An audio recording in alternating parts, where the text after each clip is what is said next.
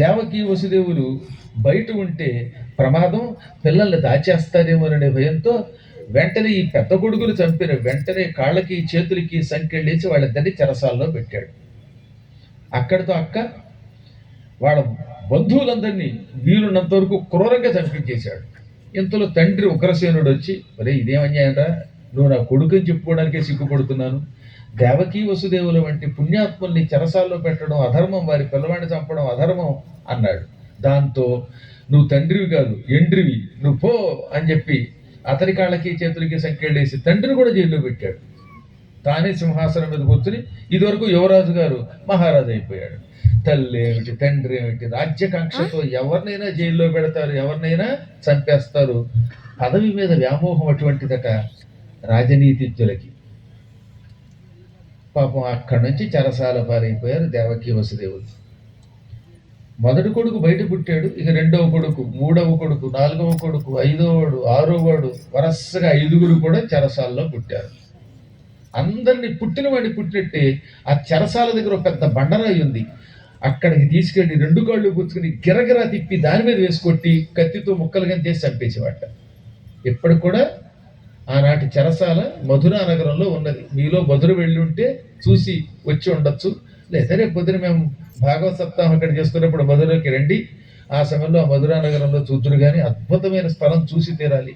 ఆ రాయిని చూసినప్పుడల్లా గుండె చివుక్కుమంటుంది. ఔరంగజేబు అనే దుర్మార్గుడు ఆ కృష్ణ జన్మస్థానంలో సగం పగలగొట్టి అవతల వైపు మసీదు కట్టేశాడు.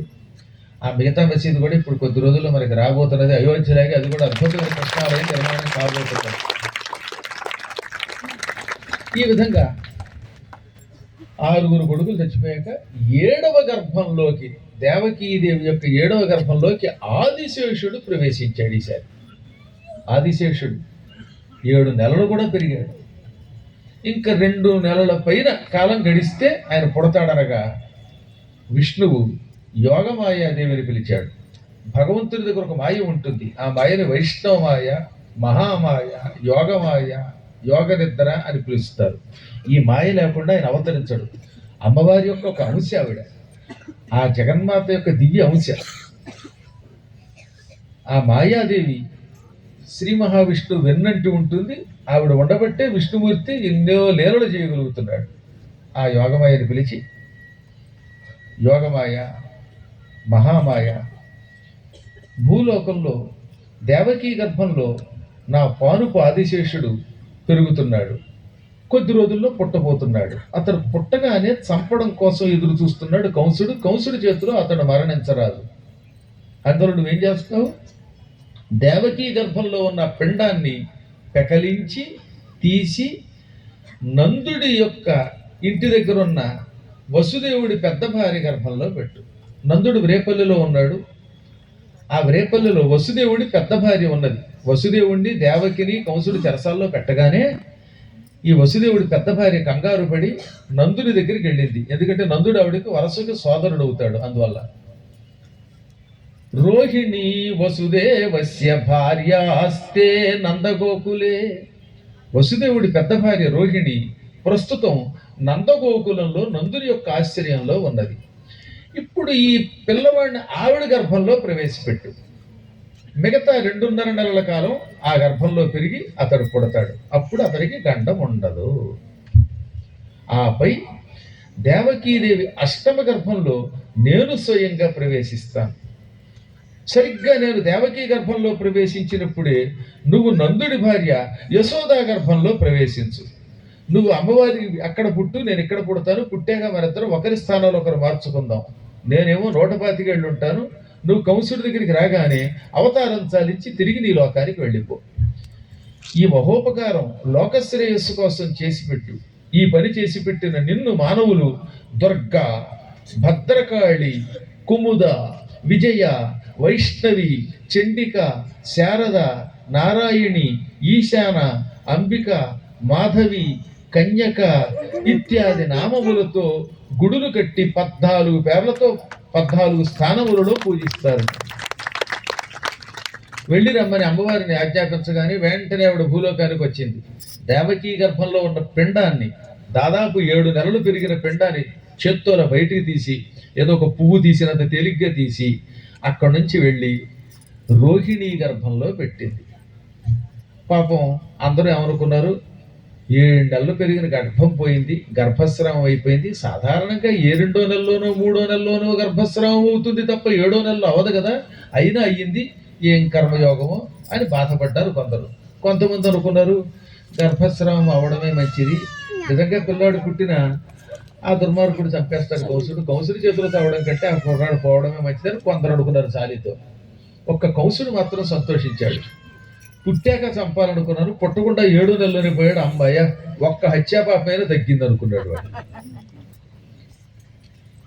ఇక ఈ పిల్లవాడు మిగతా కాలం రోహిణీ గర్భంలో పెరిగి అక్కడ నందగోకులంలో పుట్టాడు. సాధారణంగా ఎవడైనా ఒక కడుపులోనే పెరుగుతాడు కానీ 2 కడుపులో పెరగలేరు. మీరంతా అలాగే పెరిగారు కదా, ఒక్క కడుపులోంచే పుట్టారు. కానీ ఈ తల్లి కడుపులోంచి ఇంకో కడుపులో వెళ్ళగలిగితే ఆడవాళ్ళకి ఎంత సుఖం అండి పాపం. ఎన్ని ప్రసవ వేదనలు తగ్గుతాయో, అది కష్టం. 10 నెలల పాటు మోసి కనడం అంటే అది మహాబాధ. అందుకే ఆడవాళ్ళ రుణం ఈ ప్రపంచంలో ఎవరు తీర్చుకోలేరు, మాతృ రుణం తీర్చుకోలేరు అన్నారు. అందుకని తల్లిని తండ్రి ఎదురుగా కనపడితే ముందు తల్లికి నమస్కరించాకే తండ్రికి నమస్కరించాలి. అయిన అజ్ఞానంతో తల్లిని పోషించక తిట్టి బాధ పెట్టే దుర్మార్గులు అందుకే నరకానికి పోతారన్నారు. ఆ తల్లి అదృష్టవంతురాలు దేవకి 7 నెలలే మోసింది, 2 నెలలే మోసి కొడుకుని వెంటనే కన్నది ఈవిడ. ఇక్కడ ఒక విషయం గుర్తుపెట్టుకోవాలి, భర్తకి దూరంగా సోదరుడి దగ్గర ఆశ్రయంలో ఉంది రోహిణి. అంటే భర్త దాదాపుగా 7 ఏళ్లుగా దూరంగా ఉన్నాడు, ఉన్నది రేపల్లెలో.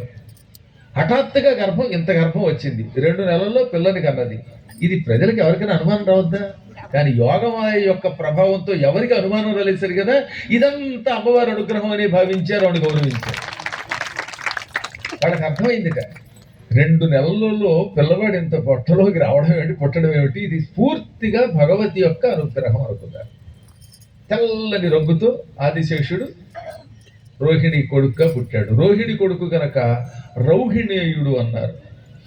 2 కడుపులలో పెరిగి పుట్టాడు గనక, అంటే ఇక్కడి నుంచి ఇక్కడికి వచ్చాడు గనక, ఒక గర్భములో నుంచి బయటికి లాగబడి 2వ గర్భంలో ప్రవేశపెట్టబడ్డాడు గనక సంకర్షణుడు అన్నారు అన్నమాట. కాబట్టి మీరు ఎవరన్నా సంకర్షణుడు అవ్వాలంటే ఒక తల్లి కడుపులో కొన్ని నెలలు, 2వ తల్లి కడుపులో కొన్ని నెలలు పెరగగలిగితే దే మే బి సంకర్షణాస్. ఇంకా ఆయన అనేక నామములతో ఉండేవాడు, మంచి బలం కలిగిన వాడు, భూమిని మోసి. ఆదిశేషుడు యొక్క వంశతో పుట్టాడు కదా, అందువల్ల బలం ఉండడం వల్ల బలుడు అన్నారు. ఈ బలముతో లోకమునకు భద్రం కలిగించటం వల్ల బలభద్రుడు అన్నారు. అందంగా ఉండేవట, ఇంచుమించుగా అలాగే అందంగా ఉండడం వల్ల రాముడు అన్నారు. లోకంలో అందరినీ ఆకర్షించేవాడు, వెరసి బలరాముడు అయ్యాడు. ఇక అక్కడ వసుదేవుడిలో ప్రవేశించాడు విష్ణువు. వసుదేవుడి ద్వారా దేవకీ గర్భంలో ప్రవేశించాడు. దేవకీ గర్భంలో సాక్షాత్ పరమాత్ముడు ప్రవేశించగానే ఆవిడ ముఖం కళకళలాడిపోయింది, కోటి సూర్యుల కాంతితో వెలిగిపోయింది. కానీ వేడి లేదు. సూర్యుడు ఉన్న చోట వేడి ఉండాలా? కోటి సూర్యుల కాంతి ఉన్నప్పటికీ వెన్నెల వలె ఆహ్లాదంగా చల్లదనం కలిగిస్తున్న కిరణములతో ఉన్నది ఆవిడ. అందుకే అమ్మవారి గురించి చెబితే ఏమంటారు, కోటి సూర్య ప్రతీకాశ కోటి చంద్ర సుశీతల అన్నారు మణిద్వీపంలో. కాంతి ఏమో సూర్యుల కాంతి, కానీ చల్లదనం చంద్రుడి యొక్క చల్లదనం. అయ్యవారు కూడా అంతే, కృష్ణ పరమాత్ముడు కూడా కాంతి సూర్యకాంతి, కానీ చల్లదనం చంద్రుడి చల్లదనంతో ఉన్నాడు. ఆవిడ శరీరము కాంతితో చెరసాలంతా ధగ ధగ ధగ వెలిగిపోయింది. సాధారణంగా చెరసాలలు ఎలా ఉంటాయి, జైళ్ళు చీకటితో ఉంటాయి. కానీ స్వామివారు గర్భంలో ఉండడం వల్ల జైలు కూడా ధగధగా వెలిగిపోయింది. దాంతో కాపల వాళ్ళు కూడా అసలు ఆ జైల్లోకి చూడడానికి భయపడ్డారు. కంసుడికి తెలిసింది, వాడు వచ్చాడు. చెరసాల దగ్గరకు వచ్చి ఆ కాంతి చూడలేక కళ్ళు మూసుకుని పక్కకు వెళ్ళిపోయి ఒక్క క్షణకాలం దీర్ఘాలోచనలో పడిపోయాడు. ఇంతకు పూర్వం దేవకి 7 పర్యాయములు గర్భం ధరించింది, కానీ ఒక్కనాడు కూడా ఆవిడ ముఖంలో ఇంత కాంతి లేదు, ఆ పొట్టలో ఇంత తేజస్సు లేదు. ఇప్పుడు ఆవిడ ముఖము ఆవిడ పొట్ట ధగధగ వెలిగిపోతున్నాయి అంటే ఆ గర్భములో నా ఆగర్భ శత్రువైన విష్ణువు ప్రవేశించాడు, సందేహం లేదు. ఇప్పుడు నేనేం చెయ్యాలి? ఏమి తలంచువాడ ఇక నెయ్యది కార్యము, నాడు నాటికి కామిని చూలు పెంపెసగే, గర్భిణి చెల్లెలి ఆడు పేదనే నేమని చంపువాడ, తగవేలని చంపితినేని శ్రీయు ఉద్దామయ శంభు ఆయువును ధర్మమును చెడిపోవకుండునే. ఇప్పుడు నేనేం చెయ్యాలి? నా కర్తవ్యం ఏమిటి? రోజు రోజుకి దేవకీదేవి గర్భం పెరుగుతున్నది. రేపో మాపో కొడుకు పుడతాడు. వాడు పుడితే నాకు గండం అవుతాడు, నాకు మృత్యు అవుతాడు.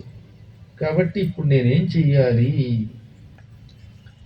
ఆనాడే వసుదేవుడు బతిమాలినప్పుడు మానసికంగా లొంగక నా చెల్లెల్ని చంపేసి ఉంటే నాకు ఈనాడు ఈ తంట వచ్చేది కాదు. అప్పుడు చంపక వదిలేశాను. ఆవిడ వల్ల ప్రమాదం ఏముంది, ఆవిడ కొడుకు వల్ల ప్రమాదం కదా అనుకున్నాను, కానీ ఆ కొడుకు ఇంత తొందరగా వస్తాడు అనుకోలేదు. ఇప్పుడు ఈమెను చంపుదామా అంటే ఇది అధర్మం. చెల్లెల్ని చంపడం పాపం, స్త్రీని చంపడం మరొక పాపం, అందులో గర్భవతిని చంపడం మహాపాపం కదా. ఇన్ని పాపాలు ఎలా చెయ్యగలం? ఒకవేళ ధైర్యం చేసి నా చెల్లెల్ని గర్భవతిని చంపితే దానివల్ల నాకు కీర్తి పోతుంది, ఆ మహాపాపంలో ఆయువు నశిస్తుంది, నరకం పాలైపోతాను, ప్రజలంతా రోజు తెగ తిడతారు. ఇంతమంది చేత చివాట్లు తింటూ చెప్పు దెబ్బలు తింటూ బ్రతకడం కూడా బ్రతికేనా? కాబట్టి ఈ పని ఇప్పుడు చేయకూడదు. ఇక మిగిలింది ఒకటే పని.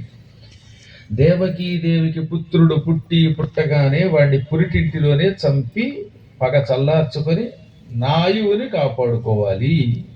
ఇదే నా కర్తవ్యమని భావించి వెంటనే కాపలా వాళ్ళని పిలిచి, ఒరే రేయింబవళ్ళు కాపలా కాయండి, కురుకు కంటి మీద వెయ్యొద్దు, ఇక్కడ కాపలా కాస్తున్నప్పుడు డ్యూటీలో ఉన్నటువంటి వాళ్ళు. నేను ఎంత నిద్రలో ఉన్నా దేవకీదేవికి ప్రసవమైన వెంటనే నా దగ్గరకు వచ్చి అర్ధరాత్రి అయినా అపరాత్రి అయినా ఆ విషయం నాకు చెప్పాలి, నేను ఆ పిల్లాన్ని చంపాలి, ఇలా చేయకపోతే మిమ్మల్ని చంపుతానని హెచ్చరించి కాపలా కట్టుదిట్టం చేసి వెళ్ళి పడుకున్నాడు. కానీ అయినా నిద్ర పట్టలేదు వాడికి. ఇక ఆ రోజు నుంచి వాడు చచ్చేదాకా సరిగ్గా నిద్రపోతే ఒట్టు. ఎప్పుడు సాయంత్రం 6 అవుతుందా పురాణం విందామా అని ఇందులో చాలా మందికి నిద్ర పట్టలేదట.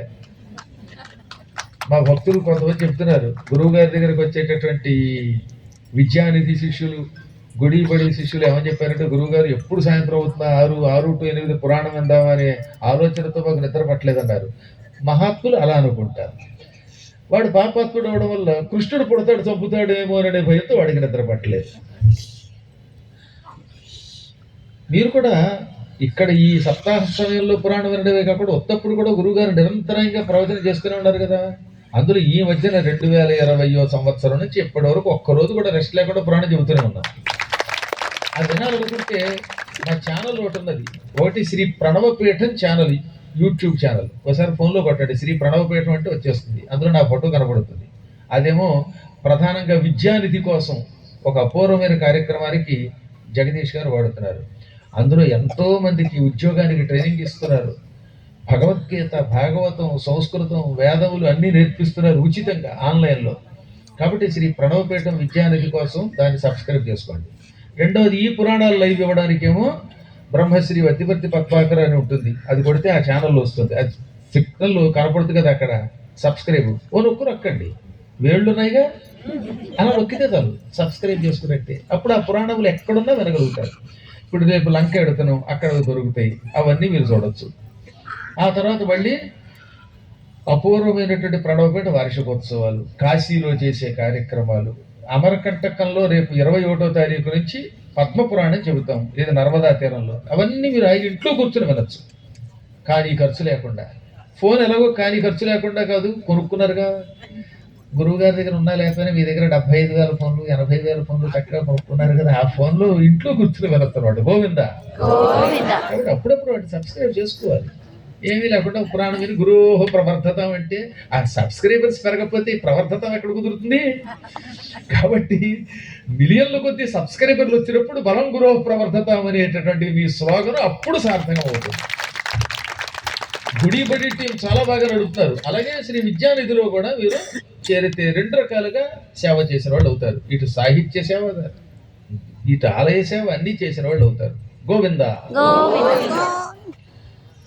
అందువల్ల వీడు కృష్ణ భీతితో అస్సలు నిద్రపోలేదు పాపం. శ్రవణ రంధ్రములనే శబ్దంబు వినపడే, అది హరి పలుకని ఆలకించు. అక్షిమార్గమున నెయ్యది చూడబడే, అది హరిమూర్తిగానో పునంచు చూచు. గంధంబులేమైన ఘ్రాణంబుదొచ్చిన హరిమాలిక గంధమనుచు బెదరు.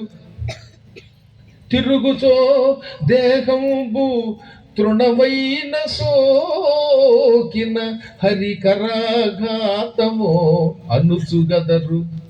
పలుకులెవ్వి అయిన పలుకుచో హరి పలుకబడియననుచు భ్రమసి తిరుగు. ఇక ఆ రోజు నుంచి వాడు వరసగా 8 ఏళ్ల వరకు కూడా, అంటే 8 ఏళ్ల తర్వాత పోయాడండి వాడు.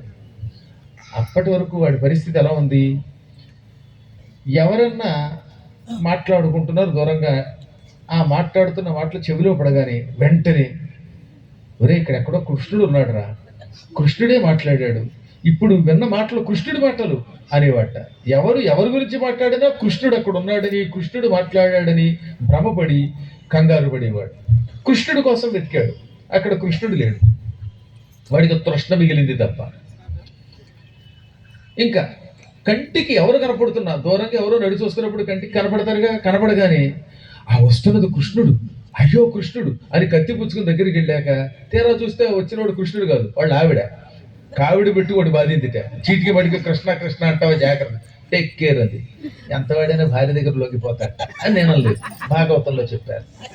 ఎంతటి కౌసుడికి కూడా భార్య అంటే హడలంటాయి. కారణం తెలిసిన వాడి భార్యలో 2 ఉన్నారు స్పెషల్. చాలా మంది భార్యల్లో పెద్ద భార్యలు 2 ఉన్నారు. వాళ్ళిద్దరూ అస్థి ప్రాస్తి. 2 జరాసంధుడి కూతుళ్ళు. జరాసంధుడు తన కూతుళ్ళు 2 వాడికి ఇచ్చి పెళ్లి చేశాడు. జరాసంధుడే మూర్ఖుడు అంటే వాడి కూతుళ్ళు ఎలా ఉంటారు? అందుకని మొగుడు కంసుడి కంటే 7 ఆకులు ఎక్కువ చదివారు. అందువల్ల వాడిని ఎక్కువ మాట్లాడేవంటే జాగ్రత్త అని జుట్టుకు చీరలు ఆగుతారట. అయినా నేను మీకు చెప్పేదేముంది, ఇంటికి వచ్చాక ఎవరెలా ఉంటారో నాకు తెలియదా అని వేదవ్యాసులు అని అన్నారు. నేను అల్లేసుమా. ఆ రకంగా భార్యను చూచిన కృష్ణుడిని కంగారు పడేవాడు. ముక్కులకి సువాసన తగిలితే వెంటనే ఉలిక్కిపడి ఇక్కడెక్కడో కృష్ణుడు ఉన్నాడు, కృష్ణుడి మెడలో వనమాల ఉంటుంది, ఆ వనమాల నుంచి కృష్ణుడి మెడలో ఉన్న దండ నుంచి వస్తున్న సువాసన, ఎక్కడున్నాడు కృష్ణుడు వెతకండి అనేవాడు. కాలినడక అప్పుడప్పుడు వెళ్ళేవాడు. వాడు తినగానే పడుకోడు ఉంటాయి. వ్యాయామంతో శరీరాన్ని దృఢంగా చేసుకుంటాడు. తినగానే పడుకుంటే బొజ్జ పెరిగిపోయి లేనిపోని రోగాలు వస్తాయి, కోపం పెరిగిపోతుంది. అందుకని తిన్నాక కొంతైనా నడవాలని చేస్తాం. మా కర్మయోగం వల్ల మేము నడవలేము. నడుద్దాం రోడ్డు మీదకి వస్తే జనాలు వచ్చి కాడ మీద పడిపోతారు. ఏం చేయను? కాస్త వాకింగ్కి వెడుతున్నాడు, వదిలేద్దాం అనుకోరాయే. అందుకని స్టేజీ మీద వద్దండి, అక్కడ కూర్చోండి అంటే వెంటనే మీద పడిపోవడం. అలా కాకుండా మీ అందరికీ ఒక సందేహం లేకుండా మీ భక్తి గొప్పది కనుక ఆఖరిని ఇచ్చాం. ప్రవచనం అయ్యాక నేను ఇక్కడే కూర్చుంటాను, అందరూ క్రమశిక్షణతో వచ్చి ఆశీర్వచన తీసుకుని వెళ్ళిపోదురు. కానీ 1 పావు గంట ఆలస్యమే ఉంటాను మీకోసం, అది మాట ఇచ్చాను. కానీ ఈరోజు అక్కడ కూర్చున్నప్పుడు పడిపోయిన 2 కాళ్ళు భర్ భర్ అని లాగేస్తే మరి రేపు మళ్ళీ నేను నడవద్దు, ఇంకా పురాణం చెప్పాలి కదా. పోని కొత్త వాళ్ళు దండం పెట్టారంటే అర్థం ఉంది.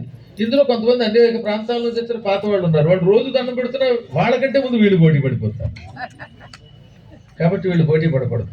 తర్వాత మరొకటి, నాయన భక్తుల మీద ఎవరు పొరపాటు కూడా అరవద్దు, అది మహాపాపం. భక్తులు వస్తున్నప్పుడు అమ్మ కొంచెం తొందరగా వెళ్ళండి అనండి, జనం ఎక్కువగా ఉన్నప్పుడు. అంతేగాని నడవండి ఏంటి మీద పడిపోతాను అని అనకూడదు. అరిచిన వాళ్ళంతా కుంభీపాకం అనే నరకంలో పడతారు. వాళ్ళని పుడుకులు వేయించినట్టు వేయిస్తారు, గుర్తుపెట్టుకోండి. కుంభీపాక నరకం చాలా డేంజరస్ నరకం. అది పెద్ద పెద్ద ఇనప కుండలు ఉంటాయి. ఆ ఇనప కుండల్లో నూనె పోస్తారు. ఆ నూనె ఎప్పటి నూనె అనుకుంటున్నారు? మాంధాతకాలం నాటి నూనె. అంత కుళ్ళిపోయిన దరిద్రపు నూనె పోసి కింద మంట పెట్టి ఈ కొండని బాగా మరగబెట్టి నూనె కడపళ్ళాడుతూ ఉండగా ఈ అరిచిన వాడిని అందులో వేసేస్తారు. ఇంకోవాడు సాయంత్రం పూట ఆ బడ్డీ కొట్ల దగ్గర అమ్ముతారుగా, మిరపకాయ బజ్జీ, చల్ల పొడుకు, మైసూరు బజ్జీ, పొటాటో చిప్స్ అలా వేయించేస్తారు. ఆ చిప్స్ కూడా అంతే, అవన్నీ తాజా అనుకుంటున్నారా? అవి ఎప్పటి అనుకుంటున్నారు? 1956లో మొదటి రాష్ట్రం ఏర్పడడానికి ముందు కర్నూలు రాజధానికి ఏర్పడింది. అప్పుడు టంగుటూరి ప్రకాశం పంతులు గారి కోసం తీసుకొచ్చిన నూనెది. ఆ నూనె వేగుతూ ఉంటుంది, వాళ్ళందరూ కొత్త నూనె పోస్తూ ఉంటారు. ఆ నూనెలో వేయించినవన్నీ తినేస్తే కడుపు గొడగొడలాడికి ఏమవుతుంది? అబ్బబ్బా గొడగొడలాడుతుంది అంటే గొడగొడ లేకపోతే దడదడ ఏమవుతుంది? అందులో గుర్తుపెట్టుకోవాల్సింది ఏంటంటే, కుంభీపాక నరకానికి వెళ్ళాలనుకున్న వాళ్ళు భక్తులు తిట్టండి. నేను చాలాసార్లు చెప్పాను, తిరుపతి దేవస్థానంలో వాళ్ళకు కూడా ఎన్నోసార్లు చెప్పాం. అక్కడ కార్యకర్తలు జనం ఎక్కువగా ఉన్నారు కాబట్టి అమ్మ గోవింద గోవింద అని మెల్లగా తోయాలి. ఎందుకంటే నడవండి నడవండి అని మెడబట్టు గెంటేస్తే ఈ భక్తులంతా వైకుంఠానికి కడతారు. ఈ మెడబట్టుకుని నడవండి నడవండి అని దుర్భాషలాడిన వాళ్ళంతా కుంభీపాకంలో పుడుకులై వేగుతారు. ఎవడేమనుకున్న కొండ బద్దలు కొట్టడే చెబుతాం మేము. ఆ తర్వాత అనుభవించినప్పుడు ఆ కష్టాలు తెలుస్తాయి. నిజం, జనం చాలా ఎక్కువగా ఉన్నారు, మనం కూడా తొందరగా వెళ్ళిపోవాలి, అది భక్తుల కర్తవ్యం. ఈ వెళ్ళనప్పుడు గోవింద గోవింద గోవింద అంటూ పంపండారా. గోవింద పోయి నడుస్తావా లేదా అని మెడబట్టుకుని ఆడవాళ్ళని మగవాళ్ళని పట్టుకుని ఎక్కడ పడితే అక్కడ పట్టుకుని గెట్టితే, ఇవాళ దేవుడి దయవల్ల నువ్వు స్వామి దగ్గరికి వెళ్ళిన నువ్వు రేపు పొద్దున్న యమధర్మరాజు గారికి చీఫ్ గెస్ట్గా పెడతావు. చీఫ్ గెస్ట్ కాదు, అది గుర్తుపెట్టుకో. కాబట్టి ఈ రోజు నుంచి భక్తులు ఇలా దర్శనానికి వస్తున్నప్పుడు ప్రేమగా పంపండి, అలా జాగ్రత్తగా పంపండి. అసలు కటువాక్యం మనకెందుకు? మరొకసారి గోవింద. వీడి బతుకు అలా ఉన్నది, తిరుగుతున్నా త్రాగుతున్నా భగవంతుడే కనపడటంతో నిద్ర పట్టలేదు. ఇంకా క్రమంగా కృష్ణ పరమాత్మ పుట్టాలి కదా. ఆ పుట్టడానికి ముందు ఇంకొక రోజులో ఆయన పుడతాడనగా శ్రావణ మాసం కృష్ణపక్షం సప్తమి, రేపు అష్టమి, రేపు అర్ధరాత్రి ఆయన పుడతాడనగా మొత్తం దేవతలంతా దేవకీ వసుదేవులున్న చెరసాల దగ్గరకు వచ్చేసారు. ఒకసారి ఆలోచించండి, చెరసాల ఎంత ఉంటుంది? ఇదిగో మహా అయితే ఎంత ఉంది, వేదిక అంత ఉన్నది. దేవతలు చూస్తే 3 కోటి దేవతలు. ఎంతమంది ఆ జైల్లో ఒకేసారి ఎలా పట్టారు? మీరంటే మామూలు మానవులు కనుక మీ అందరి కోసం కుర్చీలు కింద కూర్చోడానికి వేయవలసి వచ్చింది, ఇంత పందిరి వేయవలసి వచ్చింది. దేవతలు సూక్ష్మ రూపాల్లో ఉంటారు, అణువుల వలె ఉంటారు వాళ్ళు. అందువల్ల ఎన్ని కోట్ల మంది అయినా చెరసాలలో ఉండగలరు. అణువు కంటే అణువులు, మహత్తు కంటే మహత్తులు వాళ్ళు. అణోరణీయాన్ మహతో మహీయాన్ అన్నారు. అందుకే అందులో సూక్ష్మ రూపంతో ప్రవేశించి భక్తి శ్రద్ధలతో దేవకీదేవి పొట్టకి నమస్కరించారు. కృష్ణుడు కడుపులో ఉన్నాడు కదా, అందువల్ల వచ్చిన వాళ్ళందరూ ఆవిడికి తెలుస్తున్నారు, ఈయన బ్రహ్మగారిలో ఉన్నాడే, ఈయన ఇంద్రుడిలో ఉన్నాడే అనుకుంటోంది ఆవిడ. కానీ వీళ్ళంతా ఎందుకు వచ్చారో తెలియదు, తన పొట్టకి ఎందుకు దండం పెడుతున్నారో తెలియలేదు. ఆ గర్భంలో అఖిలాండ కోటి బ్రహ్మాండములు గర్భంలో పెట్టుకున్న పరమాత్మ ఉన్నాడని ఆవిడకి ఇంకా తెలియదు పాపం. అయినా కాలం చూసారా, పరమాత్ముడి కడుపులో సమస్త లోకాలు ఉన్నాయా? ఆయనేమో దేవకి గర్భంలో ఉన్నాడా? కానీ ఆవిడ మాత్రం చెరసాల గర్భంలో ఉండవలసి వచ్చింది. ఇదే కాల ప్రభావం అన్నారు. అక్కడ వేదవ్యాసులు వారు ఏమన్నారు తెలుసా? సరస్వతీ జ్ఞాన కలే యథాచ అన్నాడు. ఒకవాడు చదువుకున్నాడు కానీ మూర్ఖుడు తన చదువుని నాస్తికవాదానికి, దేవతలకి వ్యతిరేకంగా వాదించడానికి వాడుతూ ఉంటాడు. కొంతమంది చూసాక కమ్యూనిస్టులు, నికృష్టులు ఇలాంటి వాళ్ళు ఎంతసేపు మన దేవతలు తిట్టడానికి వాడుతున్నారు లేదా చదువుని. చదువుకుని కూడా చదువుని దుర్వినియోగం చేసేటటువంటి దేవతలని, వేదములను నిందించే పాపాత్ముడిలో ఉన్న సరస్వతి బాధపడుతుంది, శోభించదు. వీడు పూర్వజన్మలో చేసిన పుణ్యం వల్ల వీడికి నేను పాండిత్య రూపంలో వచ్చాను, కానీ వీడు ఆ పాండిత్యంతో దేవతల్ని తిడుతున్నాడు, సంప్రదాయాల్ని తిడుతున్నాడు, వేదములను నిందిస్తున్నాడు. ఇలాంటి పాపాత్ముడిలో నేను ఉండలేనని బాధపడుతుంది. అలా చదువుకున్న మూర్ఖుడిలో సరస్వతి ఎలా శోభించదో, పరమాత్ముడు కడుపులో ఉండి కూడా దేవకీదేవి జైల్లో పడి ఉండి శోభించట్లేదని పాపం. అందుకే దేవతలంతా ఆమెకు నమస్కరించారు. నమస్కరించి ఆ కడుపులో ఉన్న పరమాత్మని భక్తితో ప్రార్థించారు. సత్యవ్రతం సత్యపరం త్రినేత్రం సత్యాత్మకం త్వాం శరణం ప్రపద్యే.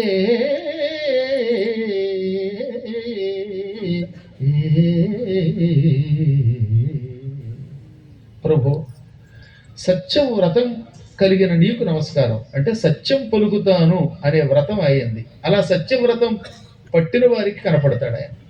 అందుకే ఆయన్ని సత్యనారాయణుడు అన్నారు. సత్యం పలికే వారిని తప్పక అనుగ్రహిస్తాడు. సత్యమే ఆయనకి రూపం. ఆ సత్యమే సూర్యుడు, చంద్రుడు, అగ్ని అనే 3 రూపములతో 3 కళ్ళుగా ధరించిన వాడు ఆయన. సత్యస్వరూపుడమైన నీకు నేను నమస్కరిస్తున్నాను, శరణు కోరుతున్నాను.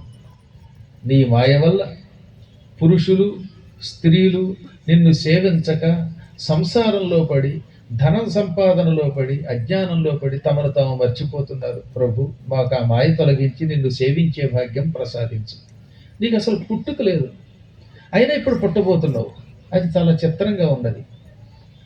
ఈ పుట్టడము, పెరగడము, వార్ధక్యం పొందడం, మరణించటం, దీనిని సంస్కృతి అంటారు. సంస్కృతి అంటే జనన మరణ చక్రము, సంసార ప్రవాహం అని అర్థం. సంస్కృతి అన్నప్పుడు సా పక్కన సున్నా పెట్టి ఆ తర్వాత మళ్ళీ ఈ దంత్యం అంటే సీతలో సారాసి అడుగున అరుకారం ఇవ్వాలి, పక్కన తీరాయాలి. సంస్కృతి పుట్టడం, పెరగడం, చావడం మొదలైన ప్రవాహం. ఈ ప్రవాహం సామాన్య జీవుల్ని పట్టుకుంటుంది, నిన్ను పట్టుకోదు. అందుకే నీకు పుట్టుక లేదు, వృద్ధి లేదు, వార్ధక్యం లేదు, చావు లేదు. కానీ ఇప్పుడు తల్లి కడుపులో ప్రవేశించి పుడుతున్నావు. దీనిని పుట్టుట అనరు, అవతారము అన్నారు.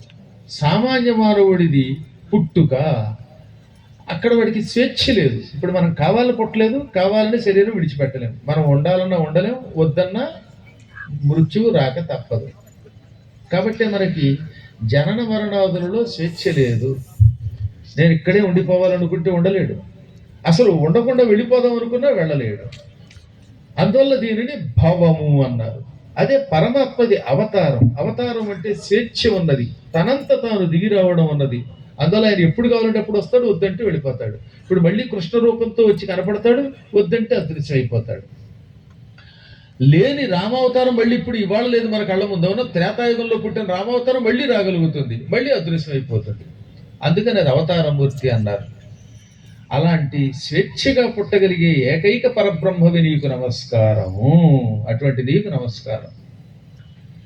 గురుపాఠీనమవై జలగ్రహమవై కోలంబవై శ్రీనృకేసరివై భిక్షుడవై హయాననుడవై క్ష్మాదేవతా భర్తవై ధరణీనాథుడవై దయా గుణగణోదారుండవై లోకముల్ పరిరక్షించిన నీకు మృక్కెదమిలాభారంబు వారింపవే. మహాత్మా, ఒకటా రెండా ఎన్ని పర్యాయాలు అవతరించావు నీవు. ఒకప్పుడు మత్స్యావతారం ఎత్తావు. ఈ భూమండలానికి అవసరమైన, సమస్త లోకాలకు అవసరమైన వేదములను రక్షించి విధాతకి ఇచ్చావు. సోమకాసురుడు లేక హయగ్రీవుడు అనేవాడిని చంపావు. కూర్మావతారం ఎత్తావు, మందర పర్వతాన్ని పైకెత్తావు. వరాహమయ్యావు, కోరలతో భూమిని ఉద్ధరించావు, హిరణ్యాక్షుడిని చంపావు. నరసింహుడివయ్యావు, ప్రహ్లాదుడిని కాపాడావు. వామనుడివయ్యావు, 3 అడుగులు దానబడికి బలిచక్రవర్తిని భజించి స్వరాజ్యం తిరిగి ఇంద్రుడికి ఇచ్చావు. పరశురాముడివయ్యావు, 3 ఏళ్ళు 21 పర్యాయాలు దుష్టక్షత్రియుల యొక్క సంహారం చేశావు. మహారాజుగా రాముడిగా పుట్టావు. రాముడే నిజమైన రాజు, రాజు అంటే రాముడని లోకానికి చాటావు. దయా అహింస అవసరమని బుద్ధుడిగా అవతరించావు. ఆ తర్వాత హయగ్రీవుడివయ్యావు. ఇలా ఎన్నో పర్యాయములు అవతరించిన ఇప్పుడు నీవు కృష్ణుడిగా అవతరించబోతున్నావు. అలా కృష్ణుడిగా అవతరించి భూభారం తగ్గించమని భక్తితో మేము ప్రార్థిస్తున్నాము అన్నారు వాడు. ఒక్కొక్క అవతారాన్ని ఆయన వర్ణిస్తూ ఉంటే దేవకీదేవి ఇదంతా వింటుంది కదా, ఆవిడికి ఆశ్చర్యం కలుగుతుంది అనమాట. భక్త జయదేవులు వారు ఈ దశావతారాన్ని అపూర్వ రీతిలో వర్ణించాడు. కాకపోతే భాగవతంలో కృష్ణుడు కూడా అవతారం అని అన్నారు.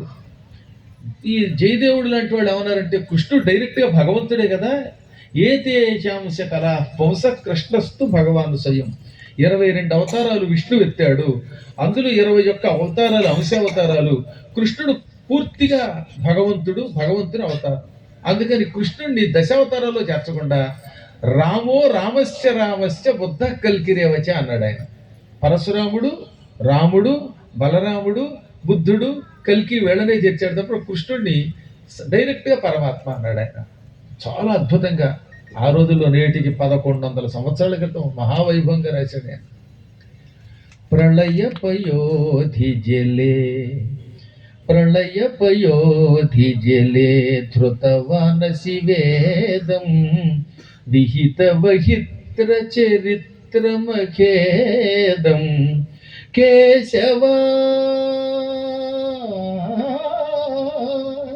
కేశవాధృత మీన శరీరా జయ జగదీశ హరే కృష్ణ జయ జగదీశ హరే.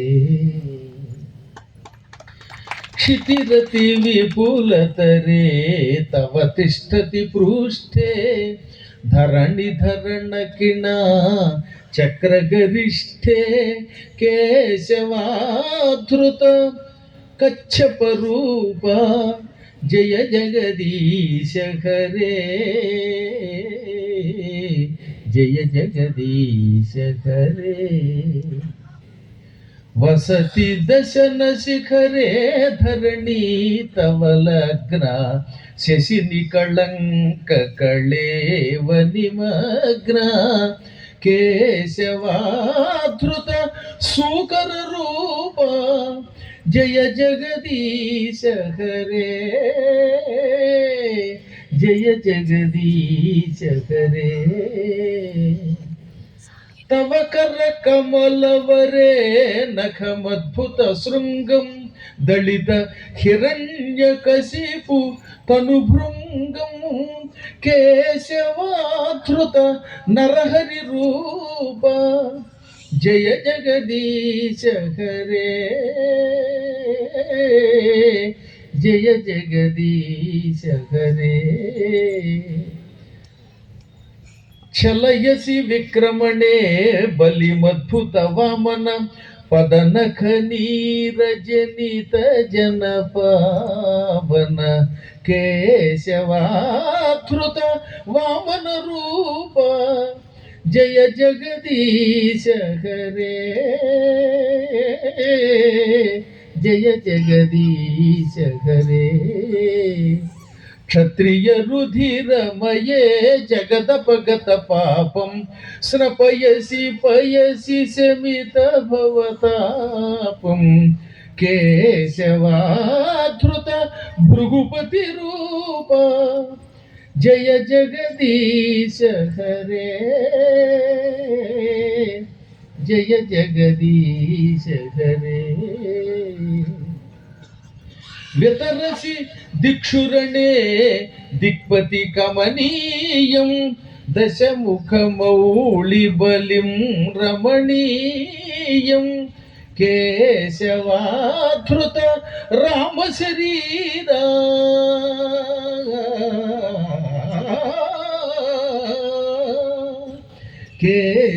केशवाधृत रामशरीरा जय जगदीश हरे जय जगदीश हरे. वहसि वपुषि विशदे वसनं जलदाभं हलहति भीति मिलित यमुनाभं केशवाधृत हलधर रूप जय जगदीश हरे जय जगदीश हरे. नंदति यज्ञ विधेरह श्रुति जातं सदय हृदय दर्शित पशुघातं केशवाधृत बुद्ध शरीरा जय जगदीश हरे जय जगदीश हरे. म्लेच्छ निवहन धने कलय शंकरवालं धूमकेतुमिव किमपि करालं केशवा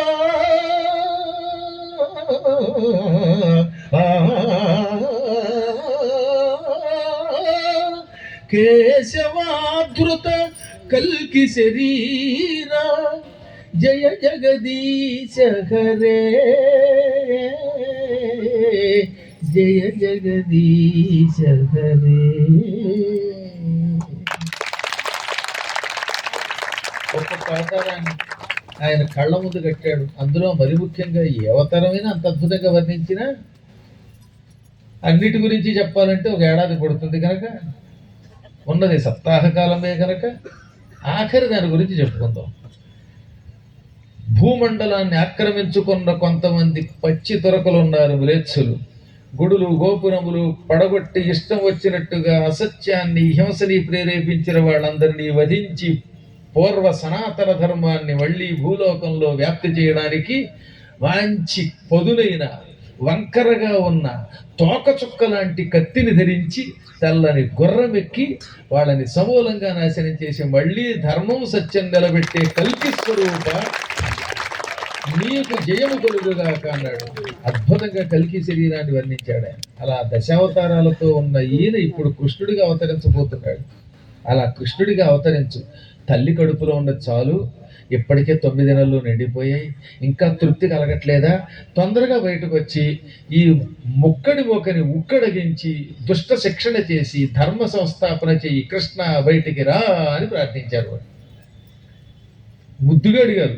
విచ్చేయము తల్లి కడుపు వెడలి ముకుంద, తల్లి కడుపులో తొందరగా బయటికి రా, ప్లీజ్ కమ్ అవుట్ అన్నారు. అన్ని లాంగ్వేజెస్ వచ్చు దేవతలు కనుక, అందులో తొందరగా బయటికి రా అనగానే ఇదంతా వింటుంది కదా దేవకి. పక్కన వసుదేవుడు ఇద్దరు అలా వెరిమొహాలు చూస్తున్నారు. ఏమిట్రా ఈ ప్రార్థన, ఇది నిజమా కాదా, కళ నిజమా అనుకుంటారు వాళ్ళు. నన్ను ఒక ఆవిడ దండం పెట్టి పెడుతూ, గురువుగారి ఇది కళా నిజమా అంది. ఏమిటమ్మా అని అడిగితే, మీరు ఇంత తొందరగా ఇక్కడికి వచ్చి భాగవత సప్తాహం చేసింది నిజమా కళ అని నాకు అనుమానం. ఇది కళ కాదు నిజమే, కావాలంటే గిల్లుకోండి మిమ్మల్ని మీరు, నన్ను కాదు. భగవంతుని అనుగ్రహం కలిగిన కూడా కళ కూడా నిజంలో ఉంటుంది, నిజం కూడా కళలో ఉంటుంది. అప్పుడు దేవతలంతా ఆవిడతో ఇలా అన్నారు దేవకితో, అమ్మా ఇది కళ కాదు నిజమే, మేమంతా దేవతలమే, మేము నమస్కరిస్తున్నది నీకు కాదు, నీ కడుపులో ఉన్న సమస్త లోకేశ్వరుడు అఖిలాండ కోటి బ్రహ్మాండ నాయకుడైన వాసుదేవునికి. తల్లి నీయుదరంబులోన ప్రధాన పురుషుడున్నవాడెల్లి పుట్టెడి కంసుచే భయమెంత లేదు నిజంబు, మాకెల్ల వారికి భద్రమయ్యడు ఇంక నీ కడుపెప్పుడు, చల్లగావలి యాదవావళి సంతసంబును పొందగన్, సంతసంబును పొందగన్. అమ్మా దేవకీ మాత, నీ కడుపులో సమస్త లోకాలకి మూలకారకుడైన పరమాత్మ ఉన్నాడు. ఆయన్ని ప్రధాన పురుషేశ్వరుడు అంటారు. అదే విష్ణు సహస్రనామంలో ప్రధాన పురుషేశ్వర అని. భాగవతంలో అదే చెప్పారు. అన్ని లోకాలకి మూలకారకుడైన ప్రధాన పురుషుడు ఉన్నాడు. రేపే పుట్టబోతున్నాడు, రేపు అర్ధరాత్రి ఆయన పుడతాడు. ఇక నీకు ఈ కంసుడి వల్లే కాదు, ఈ చరాచర జగత్తులో ఏ ప్రాణి వల్ల భయం లేదు. మా అందరికీ శుభం కలుగుతుంది. దుష్టులకి నష్టం, శిష్టులకి రక్షణ కలిగించడానికి, ప్రజలందరికీ ఆనందం కలిగించడానికి, యాదవులకు ఆనందం కలిగించడానికి తొందరగా బిడ్డని కను, మేము సంతోషిస్తాం అని పలికి తక్షణం అదృశ్యమైపోయారు. క్రమంగా కాలం గడిచిపోయింది. రోజులు సంవత్సరాలు గడిచిపోతుంటే ఒక రోజు గడవడం ఆశ్చర్యం ఉంది. నిన్న కాలం మొదలెట్టాం, ఇవాళ అప్పుడే 2వ రోజు అయిపోవడంలా. సప్తమి వెళ్ళిపోయింది. శ్రావణ మాసం కృష్ణపక్షం అష్టమి. ఆ రోజు పగల నుంచి ఆకాశం అంతా నల్లని మేఘములు అలుముకున్నాయి. ఏ వైపు చూసినా దట్టంగా మేఘాలి. వాటిని ఘనాఘనములు అంటారు. ఘనము అంటే మేఘం, ఘనాఘనం అంటే వర్షాకాలపు మేఘం. వర్షాకాలపు మేఘాన్ని ఘనాఘనం అంటారు. ఎందుకని నీళ్లతో నిండి నల్లగా ఉంటాయి అవి. అందుకే కృష్ణుడు కూడా వర్షాకాలపు మేఘం వల్ల అందంగా ఉంటాడు కనుక ఘనాఘన సుందర అన్నారు ఆయన. అలాంటి వర్షాకాలపు మేఘములు ఆకాశం అంతా దట్టంగా పట్టుకున్నాయి. ఈ సంస్కృత ఘనాఘన శబ్దాన్ని తెలుగులోకి తీసుకొస్తే కారు మబ్బు అంటారు. కారు అంటే నలుపు, మబ్బు అంటే ఈ మేఘం అన్నమాట, వర్షం ఇచ్చేటటువంటిది. కారు అంటే ఇంగ్లీష్ సిఆర్ కారు కాసమా, తెలుగు కారు. అచ్చ తెలుగులో కారు అంటే నలుపు అని అర్థం. మళ్ళీ కొంతమంది కారు నలుపు అంటారండి. కారు అంటేనే నలుపు, మళ్ళీ నలుపు ఏమిటి, కారు నలుపు ఏమిటో. ఏం భాషో కానీ భాషని ఈ మధ్యన కూలీ చేసి సీతమ్మ తల్లి. అమ్మ అంటే అర్థం ఏమిటి, తల్లి అంటే ఏమిటి, సీతమ్మ తల్లి ఏమిటి, రామయ్య తండ్రి ఏంటి, వాడి మొహం కాకపోతే ప్రేమ ఎక్కువైపోయి అగ్గినిప్పులాగా. అయినా పట్టించుకో చాలా మంది అనమాట. ఆ సీతమ్మ తల్లి. ఇంకో రహస్యం ఏంటంటే సీతా శబ్దం సంస్కృతం, అమ్మ తెలుగు పదం, ఈ రెండు సమాసం సంధి కలవు. సీతమ్మ అన్నది సీతాంబ అనాలి. పోని ప్రౌఢ వ్యాకరణంలో ఏం చేశారు, దీనికోసం సూత్రం పెట్టి ఆర్యాంబాది శబ్దములోని తెలుగులోకి తీసుకొచ్చి అమ్మ అయ్య అంటారు కనుక పోని కొంతవరకు సీతమ్మ రామయ్య అన్నిచ్చారు. మళ్ళీ సీతమ్మ తల్లి రామయ్య తండ్రి అనకూడదు, ఇవి దృష్టిలో పెట్టుకోండి. ఇక ఈ బండబూతులు అప్పుడప్పుడు ఎవరిని అంటున్నప్పుడు చెవుల్లో శేషం పోసినట్టు అవుతుంది, ఏం మాట్లాడటానికి లేదు. గోవింద. కారు మబ్బులు అలుముకున్నాయి, క్రమక్రమంగా చిట్టపట జరుగులు మొదలయ్యాయి. సాయంత్రం అయ్యేసరికి ప్రపంచం గాఢాంధకారంలో మునిగిపోయింది. యోగమాయ ప్రభావం వల్ల అందరికీ నిద్ర వచ్చింది. ఎవరు చూసినా గుర్రు అంటే గుర్రు పెట్టి నిద్రపోవడం మొదలెట్టారు. అలాంటి సమయంలో సముద్రములు స్వచ్ఛముగా గాలి విసురుతున్నాయి. ఆకాశంలో ఉన్న మబ్బులు ప్రేమగా ఉరుముతున్నాయి. ఆ ఉరుము ఎలా ఉంది, మృదంగ ధ్వనిలో ఉంది. అర్ధరాత్రి అయ్యింది. మహిత శ్రావణమే చకాష్టమి నిశా మధ్యంబునన్ ప్రస్ఫురద్గ్రహముల్ స్వచ్ఛ గృహంబులందయుదు విభ్రాజల్ల పుత్రున్ యదోద్వహు పుణ్యాంగనగాంచే సర్వ జగదాధారోదయును ధర్మ నిర్వహణారంభధురీణు నిత్య విభుత వర్ధిష్ణునిన్ కృష్ణునిన్ అని హరివంశంలో ఎర్రాప్రగడ గారు రాసిన పద్యం ఇది. కృష్ణావతారం చాలా బాగా వర్ణించాడు ఆయన. అదే తెలుగులో పోతరు గారు చిన్న కథ పద్యంలో రాశారు. సుతుగని దేవకి నడురే యతి శుభగతి తారలును గ్రహంబులు నుండన్ దితి సుత నిరాకరిష్ణున్ శ్రితవదనాలంకరిష్ణు జిష్ణున్ కృష్ణున్ అని. అది శ్రావణ మాసం. కృష్ణుడు పుట్టడం వల్ల పవిత్రమైన మాసం అయ్యింది. మేచకాష్టమి అంటే నల్లని అష్టమి. మేచకం అంటే కృష్ణ అన్న నలుపు అని అర్థం, అంటే కృష్ణపక్షంలో అష్టమి. నిశామధ్యంబునన్ సరిగ్గా రాత్రి యొక్క మధ్య భాగం, అర్ధరాత్రి వేళ 5 గ్రహములు ఉచ్చ స్థితిలో ఉన్నాయి ఆ సమయంలో. శ్రావణ మాసం, పవిత్ర మాసం, కృష్ణపక్షం, అర్ధరాత్రి, అష్టమి తిథి, రోహిణి నక్షత్రం. ఆ సమయంలో 5 గ్రహములు ఉచ్చ స్థితిలో ఉన్నాయి. సూర్యుడు, చంద్రుడు, అంగారకుడు, సూర్యుడు తర్వాత అంగారకుడు, బుధుడు, బృహస్పతి, శని, వీళ్ళు ఉచ్చ స్థితిలో ఉంటారు. ఆ సమయములో మొత్తం నక్షత్రములన్నీ ఎక్కడెక్కడ ఏ మూలలో ఉంటే ఆయన ధర్మ సంస్థాపన చేస్తారో అక్కడికి చేరాయి. రాసులన్నీ శుభగతుల్లో ఉన్నాయి. గ్రహములు ఎంతవరకు తిరగాలో అంతే తిరుగుతూ ఉన్నాయి. ఆ సమయంలో శ్రీకృష్ణ పరమాత్ముడిని దేవకి కన్నది. ఆయన యదువంశాన్ని ఉద్ధరించడానికి పుట్టాడు, ధర్మ సంస్థాపనకి పుట్టాడు, తన ధర్మాన్ని తన ప్రభుత్వాన్ని అభివృద్ధి చేయడానికి పుట్టాడు. అంటే కృష్ణుడి యొక్క బలం పెరగడం అంటే అర్థం ఏమిటి, ధర్మం పెరుగుతుందని అర్థం. అందుకని బలం విష్ణు ప్రవర్తత, విష్ణువు యొక్క బలం పెరుగుగాక అన్నారు వాల్మీకి మహర్షి పట్టాభిషేకంలో. ఆయన బలం పెరగాలని మనం కోరుకుంటే ఆయన బలం ధర్మం కనుక ధర్మం పెరుగుతుంది, ధర్మం పెరిగితే మన బలం పెరుగుతుంది, మనం బాగుంటాం. అందుకని ఎప్పుడు కూడా గురువులకి, విష్ణువులకు, భగవంతునికి బలం పెరగాలి అని కోరుకోవాలి. వారికి ఏది కోరుకుంటే అది నీకు వస్తుంది కనుక. కాబట్టి బలం గురువు ప్రవర్తన అంటే గురువు గారు ఒక్కరే బలపడ్డావు, ఆయన బలం వల్ల మీరు బలపడతారని అర్థం. ఈ పుట్టినటువంటి వాడు సమస్త లోకాలకి ఆధారభూతుడు, దేవతలకి శుభం కలిగించేవాడు, దైత్యులకి నాశనం కలిగించేవాడు, శ్రితపదన అలంకరిష్ణుడు అన్నారు భాగవతంలో. ఆశ్రయించుకున్న వాళ్ళ ముఖములకు అలంకారం వంటివాడు. ఎవరైనా కృష్ణ మేము నీ భక్తులం అంటే చాలు అటువంటి వాళ్ళకి ఎప్పుడు ఆనందం ప్రసాదించువాడు అన్నమాట. అటువంటి వాడు జిష్ణుడు, జయం తప్ప అపజయం లేనివాడు. జయశీల జిష్ణు అని. జిష్ణు అంటే జయమే లక్షణంగా కలిగినవాడు, అపజయం ఎరగనివాడు. అటువంటి కృష్ణుణ్ణి, నల్లని వాడిని, ఆకర్షణీయ స్వరూపుణ్ణి దేవకీదేవి అర్ధరాత్రి వాళ్ళకి అన్నది. సాధారణంగా పిల్లలు పుడితే ఎలా ఉంటారు? చిన్న పిల్లవాడు నెత్తురుతో పుడతాడు, బొడ్డుతో పుడతాడు. కానీ ఈయన పరమాత్ముడు అవడం వల్ల అలా పుట్టలేదు ఆయన. అనేక బాహువులతో అనేక నేత్రాలతో పుట్టాడు. చారు లక్షణ లక్షిత నఖపాద పుల్భజాను జంఘోరు కఠినాభిమధ్యోదరుండును సాదరుండును కంఠసూత్ర కటిసూత్ర హార కేయూర కటక కంకణ మకర కుండల కిరీటాది విభూషితుండును కంబు గంధరుండును బాల నాసాధర వదన కర్ణుండును నీల నేరద వర్ణుండును ప్రహ్లాద నారద సునందనంద ప్రముఖ సంభావితుండును శ్రీ పుష్టి తుష్టి కీర్తి కాంతిలోర్జా విద్యా విద్యాది మాయా శక్తి సేవితుండునరియొప్పు అపురుషోత్తమునిగాంచి అన్నారు. అనేక శిరస్సులు ఉన్నాయి. అన్ని శిరస్సులకి తామర పువ్వులు లాంటి కళ్ళు ఉన్నాయి. కాబట్టి అనంత నేత్రుడు.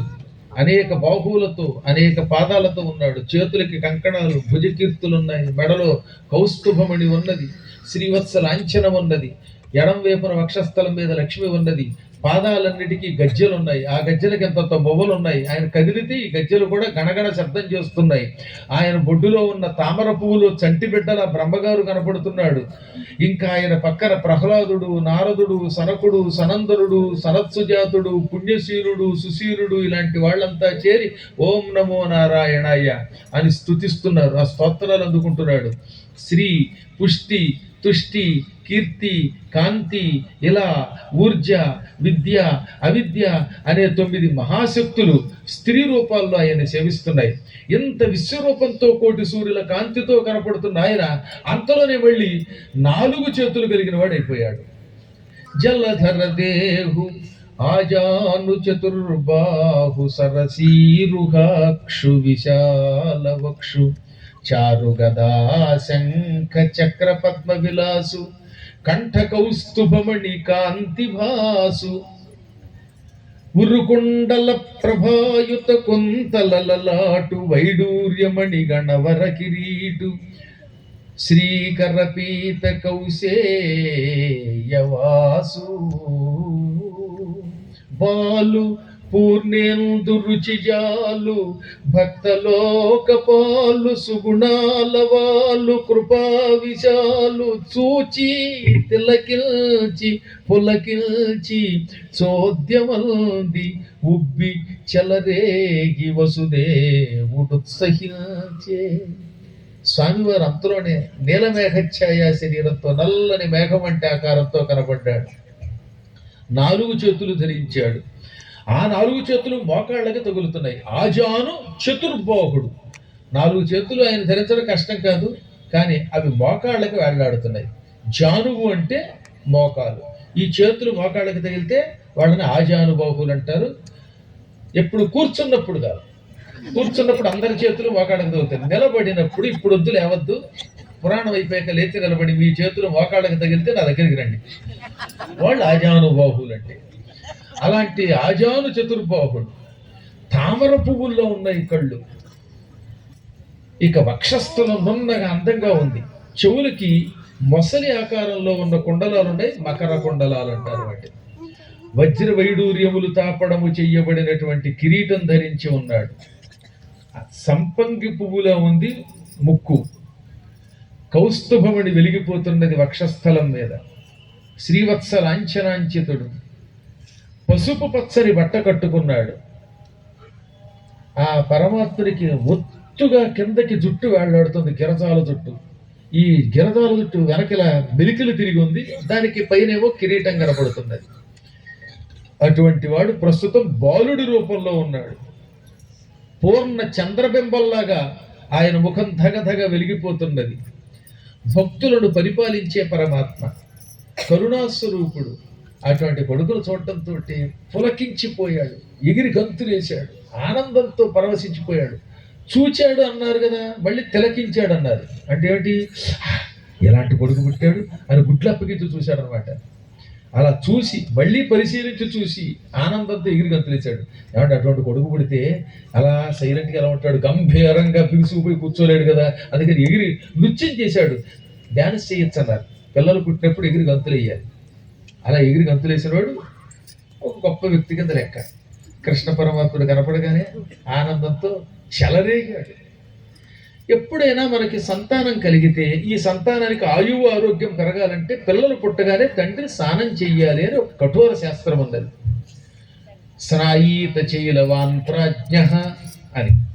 బుద్ధిమంతుడు సంతానం కలగ్గానే కొడుకైనా కూతురైనా పుట్టగానే కట్టుకున్న గుడ్డలతో స్నానం చేయాలి. సచైల స్నానం అంటారు. స్నాయీత చైలవాన్ అన్నారంట. 2 సార్లు తప్పక కట్టుకున్న గుడ్డలతో స్నానం చేయాలి.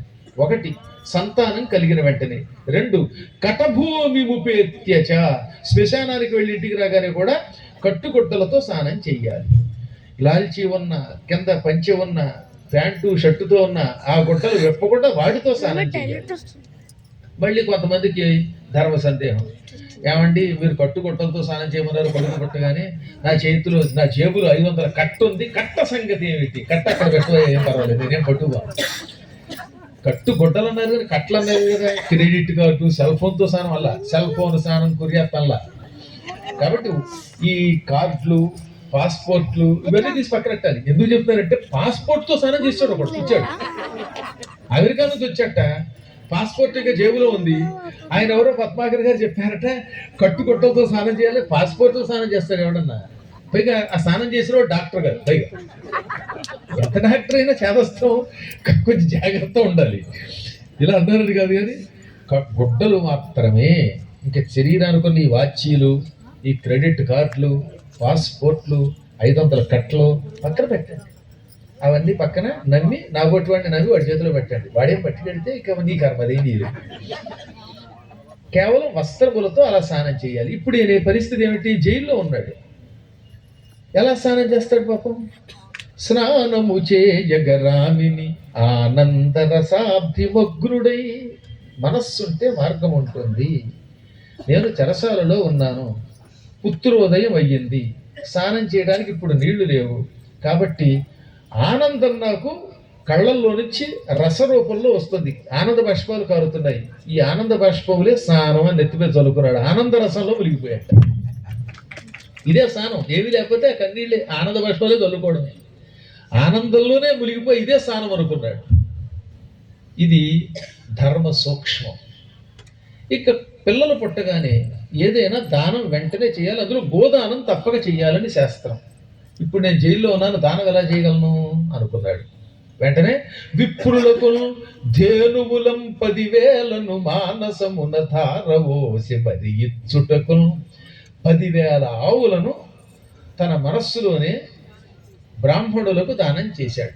నేను జైల్లో ఉన్నాను, ఏదో ఒకనాటికి బయటకు వస్తాను, వచ్చాక 10,000 ఆవులు ఇస్తాను అని మానసిక దానం చేశాడు. కాబట్టి ఎప్పుడైనా దానం చేద్దాం అనుకుని ఇక్కడికి వచ్చాక ఇవ్వలేకపోతే మనస్సులో అనుకుని చేస్తామని ఆలస్యం లేకుండా చేయాలి. మళ్ళీ ఏడత్తానో తీస్తే ఉపయోగం లేదు. ఎంత తొందరగా విప్రుడికి ఇస్తామన్నది అంత తొందరగా ఇవ్వాలట. ఇవ్వకపోతే ఫైన్ పడుతుంది అన్నారండి. నేను ధర్మశాస్త్రంలో చెప్పారు, ఆ దానం కాదట. కాబట్టి ఎప్పుడైనా దానం చేయాలనే కోరిక వస్తే మారు మాట్లాడకుండా వెంటనే చేయాలి. కాళ్ళు కరోయేసో ఆజుకరైతో అబ్బో పల్లమే పరలయ హోయగి బహురి కరోగే కబ్బన్నాడు కబీర్ దాస్ గారు. రేపు చేయాలనుకుంటే ఈరోజు చెయ్యి, ఈరోజు అనుకుంటే ఇప్పుడే చేసి.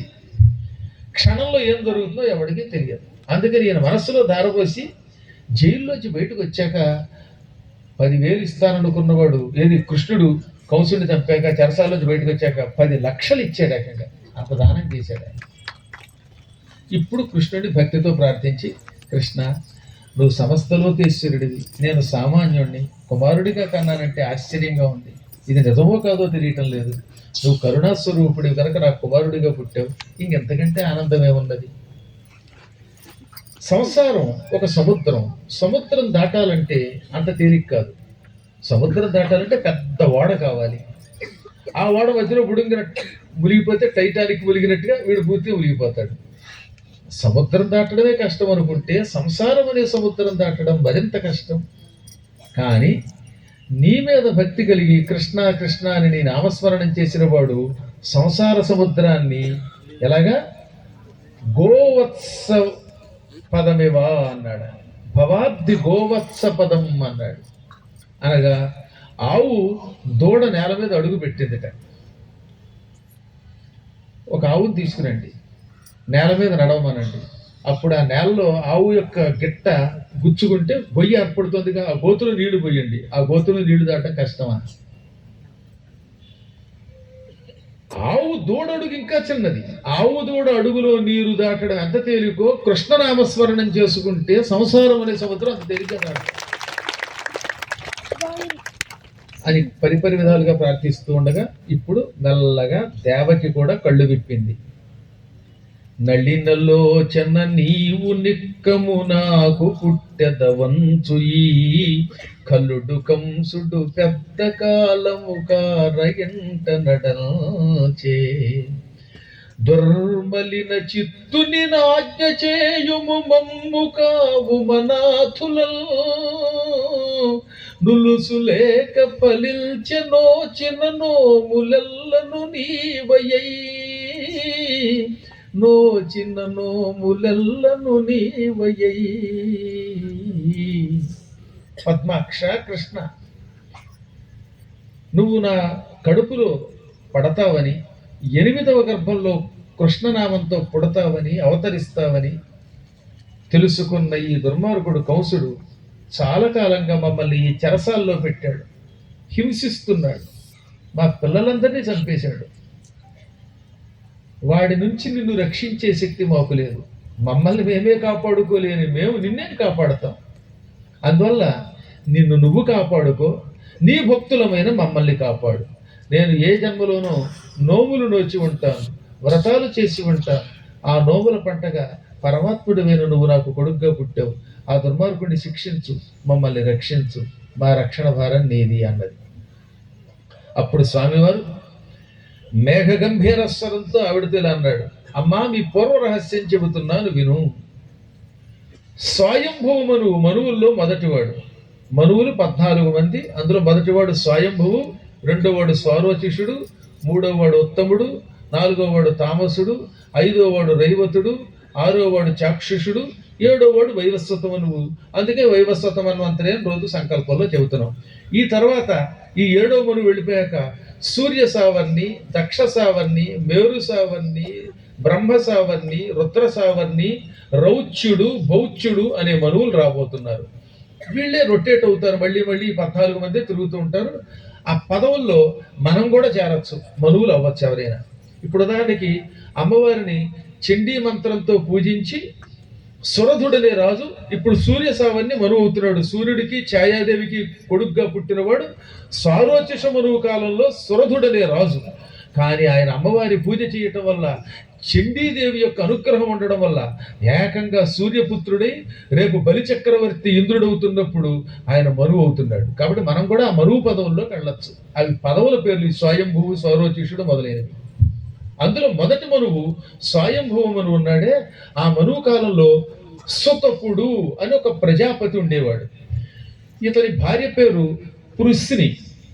ఈ పృశ్ని అనే పరమపతివ్రత సుతపుడు అనే ప్రజాపతి భార్యాభర్తలై 12,000 సంవత్సరములు ఆకులు అలములు తింటూ నారాయణుని కోసం తపస్సు చేశారు. ఓం నమో భగవతే వాసుదేవాయ అనే మంత్రాన్ని అనుష్ఠానం చేసి తపస్సు చేశారు. 12,000 సంవత్సరాలు తపస్సు చేయగా విష్ణువు వాళ్ళకి ప్రత్యక్షమయ్యాడు. ఆయన్ని చూడగానే ఆయన మాయ వల్ల వాళ్ళ మనసులో మోక్షం కావాలనే కోరిక రాలేదు. భగవంతుడు ప్రత్యక్షమైతే ముక్తి కావాలని కోరుకుంటారు. కానీ కర్మయోగం వల్ల వాళ్ళు పుత్ర పుత్ర పుత్ర అని 3 సార్లు అన్నారు. అప్పుడు విష్ణువు తథాస్తు అన్నాడు. 3 సార్లు పుత్ర పుత్ర పుత్ర అనడం వల్ల నేను మీకు 3 జన్మల్లో కొడుకునే పుట్టాను. మొదటి జన్మలో పృశ్ని అనే పేరుతో ఉన్న నీకు సుతపుడికి పృశ్ని గర్భుడు అనే పేరుతో పుట్టాను. అప్పుడు తెల్లని రంగుతో ఉండేవాడిని. అది నా మొదటి అవతారం. ఆ తర్వాత మళ్ళీ మీరు శరీరం విడిచిపెట్టి 2వ జన్మ ఎత్తారు.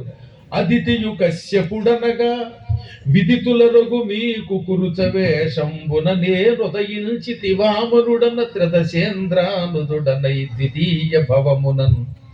మళ్ళీ మీరు 2వ జన్మ ఎత్తారు.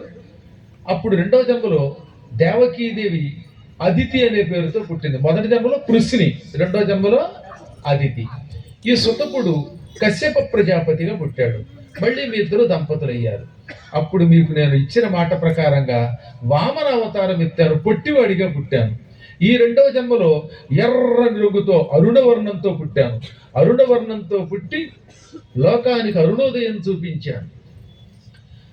ఇంద్రుడికి తిరిగి స్వర్గరాజ్యం ఇప్పించి బలిచక్రవర్తిని పాతాళానికి పంపాను. అది రెండవ జన్మ.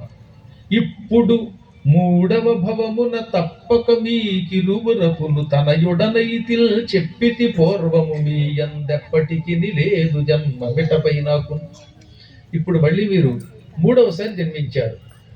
ఆ పృశ్ని అదితిగా, ఇప్పుడు దేవకిగా పుట్టింది.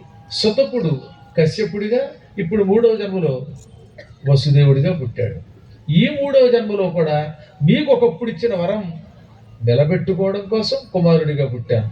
మొదట తెల్లగా పుట్టాను, రెండవ జన్మలో ఎర్రగా పుట్టాను, ఇప్పుడు నల్లగా పుట్టాను. అందుకే నల్లగా ఉండడం వల్ల కృష్ణుడని నన్ను పిలుస్తారు ఈ జన్మలో. ఈ జన్మలో ఇక మీరు నన్ను భక్తితో కుమారుడని దైవమని గ్రహించి సేవిస్తారు. మీకు ఇంక నేను పుట్టను, ఇదే ఆఖరి జన్మ. మీ ఎప్పటికీ లేదు జన్మ మిటపై నాకు సుస్పష్టంగా చెప్పాడు. మీకు నేను జన్మించను, ఇదే ఆఖరి జన్మ మీకు. మీరు తర్వాత నా మీద భక్తితో నన్ను సేవించటం వల్ల, పోషించటం వల్ల, నా దర్శనం వల్ల, నా స్పర్శనం వల్ల శాశ్వతంగా వైకుంఠానికి వెడతారు, మోక్షం పొందుతారు. ఈ మాట ఇంత గట్టిగా ఎందుకు చెప్పాల్సి వస్తుందంటే, కల్కిగా మళ్ళీ వాళ్ళకే పుడుతున్నాడని ఎవడో అన్నట్టు ఈ మధ్యన ఎదుటి అబద్ధం. కల్కి పుట్టబోయేది విష్ణు యసుడికి, ఆయన భార్యకి. వాళ్ళు ఈ దేవకీ వసుదేవులు కాదు, వాళ్ళు వేరు వీళ్ళు వేరు. కాబట్టి కల్కి అవతారం ఈ దేవకీ వసుదేవులకి మాత్రం జరగదు. ఇక్కడితో వాళ్ళకి జన్మ సమాప్తం అని భాగవతంలో గట్టిగా చెప్పారు, ఒకసారి కాదు.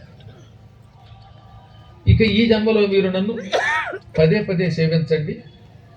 ఇప్పుడు మాత్రం నేను మళ్ళీ మామూలు పిల్లవాడిని అయిపోతాను అని వసుదేవుణ్ణి చేయవలసిన పని చెప్పాడు. అంటే నేను చిన్నపిల్లవాడిని అవుతాను, నన్ను తీసుకెళ్ళి నందుడి దగ్గర పడుకోబెట్టే అన్నాడు. అది చూస్తూ ఉండగా బుజ్జి బాబు అయిపోయాట. అనేక బాహువులతో విశ్వరూపం చూపించి మళ్ళీ చతుర్బాహుడై మళ్ళీ చూస్తూ ఉండగా సాధారణ బాలుడు అయిపోయాడు. ఇదే మాయ, అంతా వైష్ణవ మాయ. ఈ వసుదేవుడి చేతులకున్న సంకెళ్ళు ఊడి కింద పడ్డాయి. సంసారమనే బంధంలో నుంచి బయటపారేసే స్వామి దగ్గర ఈ సంకెళ్ళు ఏముంటాయి, టపటప తెగి పక్కకి వెళ్ళిపోయాయి. చెరసాల తలుపులు కూడా తెరుచుకున్నాయి. తాళాలు మాయాబజార్లో లాగా టిక్ టిక్ టిక్కర్ పక్కడిపోయాయి.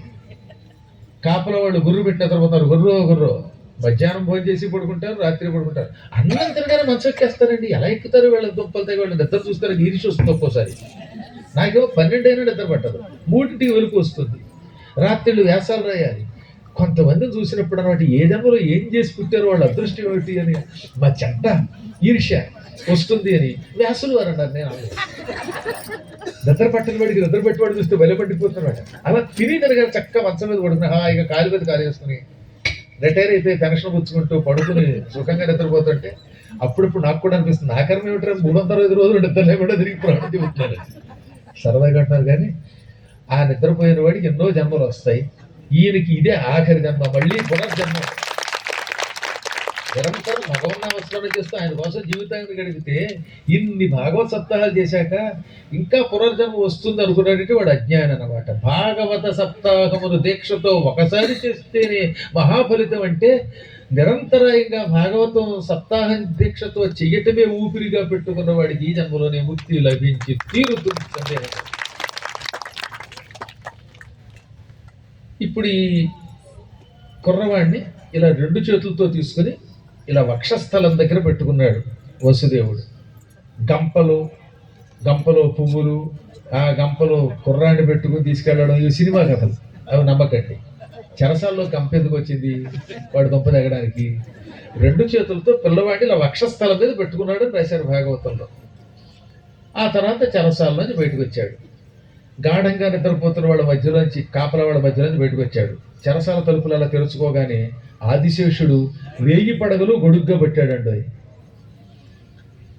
ఆ ఆదిశేషుడు ఎవరికీ కనపడ్డు, ఒక్క పరమాత్మకి తప్ప. ఆ ఆదిశేషుడు తోకతోటి తలుపులు మూసేసి ఈయన వెంట వచ్చాడు. చెరసాల నుంచి బయటికి రావడంతో ఆకాశం నుంచి ఓ వర్షం దబ కురుస్తోంది, ఘోరుడు కురుస్తోంది, కుంభవృష్టి. కానీ ఒక్క చిలుకు వసుదేవుడి మీద పడలేదు. వసుదేవుడు తెల్లబోయాడు. బహుశా కృష్ణుడు ఉన్నాడు, వర్షం పడలేదు అనుకున్నాడు తప్ప ఈ 1000 పడగలు గొడుగు పెట్టాడు ఈయన. నిజంగా కృష్ణుడు ఉండడం వల్ల ఎలాగో వర్షం పడదు, కానీ 1000 పడగలు గొడుగ్గా పెట్టాడు ఆదిశేషుడని ఆయన గ్రహించలేకపోయాడు. కూడా స్వామి వస్తూ ఉండగా ఈయన పిల్లవాడిని గుచ్చుకుని యమునా నది దగ్గరకు వచ్చాడు. యమునా నది వర్షాకాలంలో అతి భయంకరంగా ప్రవహిస్తుంది. నేను చాలాసార్లు చూశాను. భాద్రపద మాసంలో ఒకసారి అక్కడికి వెళ్ళాము. అసలు వణికి వచ్చేస్తారన్నమాట ఆ నదిని చూస్తే. సముద్రంలో ఉంటుంది అది.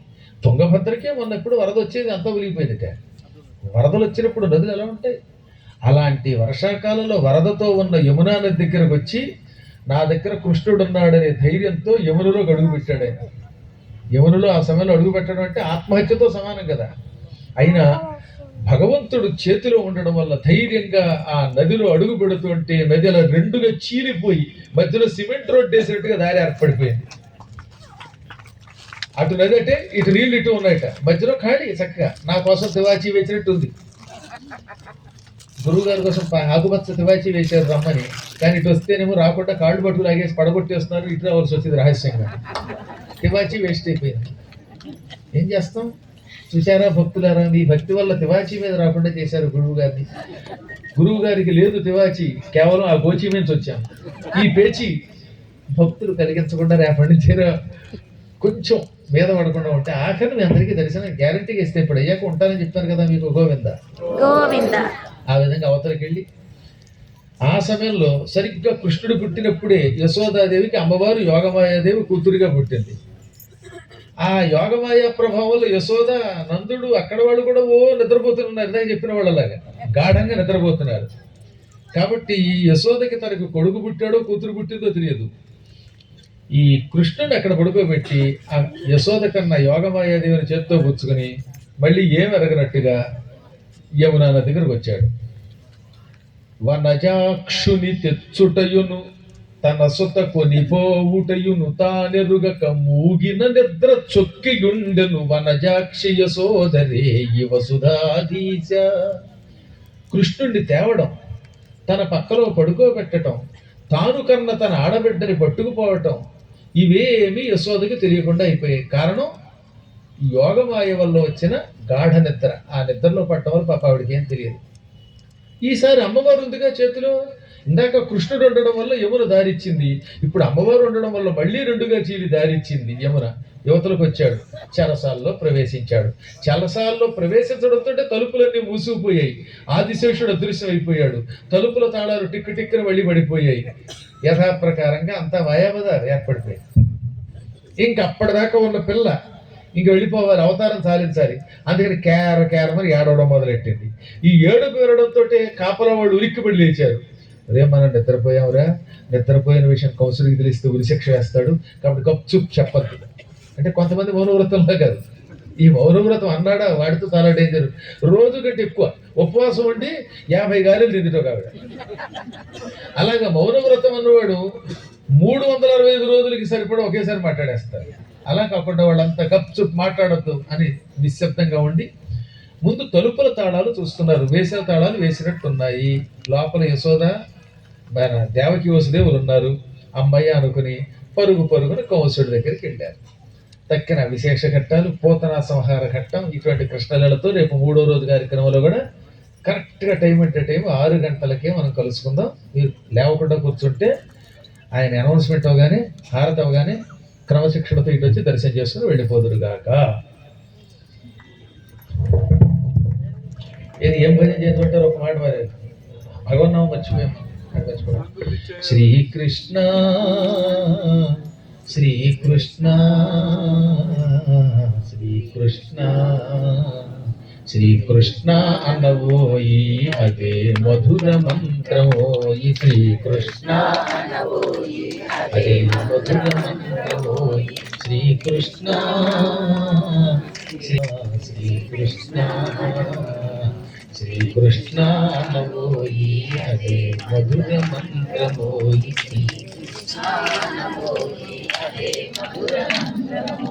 ఆపదలను తొలగించి సంపదలను కలిగించి కృష్ణ శ్రీకృష్ణ శ్రీకృష్ణ శ్రీకృష్ణ అనవోయి అదే మధుర మంత్రమోయి. ఏ యుగమందైన గాని ఏ దేశమునందు గాని ఏ యుగమందైన గాని మధుర మధుర మంత్రమోయి మనతోడే నిలుచునట్టి మధుర మధుర మంత్రమోయి శ్రీకృష్ణ శ్రీకృష్ణ శ్రీకృష్ణ శ్రీకృష్ణ ఓయి అదే మధుర మంత్రమోయి శ్రీకృష్ణానబోయి అదే మధుర మంత్రమోయి పద్మశక్కరాగానికి పద్మానిధి యోగానికి పద్మశక్కరాగానికి పద్మానిధి యోగానికి పద్మాకర సంసక్తికి మధుర మధుర మంత్రమోయి పద్మాకర సంసక్తికి మధుర మధుర మంత్రమోయి శ్రీకృష్ణ శ్రీకృష్ణ శ్రీకృష్ణ శ్రీకృష్ణ ఓయి అదే మధుర మంత్రమోయి శ్రీకృష్ణ అదే మధుర మంత్రమోయి అనవోయి అనవోయి అనవోయి గోవింద గోవింద. ఈరోజు భాగవత సప్తాహములో 2వ రోజు అత్యద్భుతంగా గురువు గారు కృష్ణ జననము గురించి అమ్మవారి ఆవిర్భావాన్ని గురించి చెప్పారు. మనకు ఇంతకంటే సుకృతం ఏముంటుంది? అలాంటి గురుదేవులకు మనం అందరం కూడా సాంజలిబద్ధంగా నమస్కరించు గట్టిగా కరతాళ ధ్వనులతో శుభాకాంక్షలు తెలపవలసిందిగా కోరుతున్నాము. మరొక ముఖ్య విశేషం ఏంటంటే మీరందరూ కూడా క్రమశిక్షణలో రావాలి, గురువు గారి ఆశీర్వాదం తీసుకోవాలి. వాలంటీర్లు ఎవరు కూడా అందరినీ మధ్యలోంచి రానివ్వకండి. మరొక విశేషము, గురువు గారు రచించినటువంటి పుస్తకాలు అక్కడ ఉన్నాయి. మీరందరూ కూడా గురువు గారి యొక్క పుస్తకాలు తీసుకోవడమే కాదు, అవి కొనుక్కొని 10 మందికి పంచండి. మనకు ఎంతో కష్టతరంగా ఉన్నటువంటి సంస్కృతంలో ఉన్నటువంటి శ్లోకాలన్నింటినీ కూడా సరళమైనటువంటి భాషలోనికి అనువదించినటువంటి మానవ కథ మరియు గరుడ పురాణం ఇత్యాది పుస్తకాలన్నీ కూడా ఉన్నాయి. మీరందరూ కూడా చక్కగా కొనుక్కొని తరించండి అని చెప్పేసి మనస్ఫూర్తిగా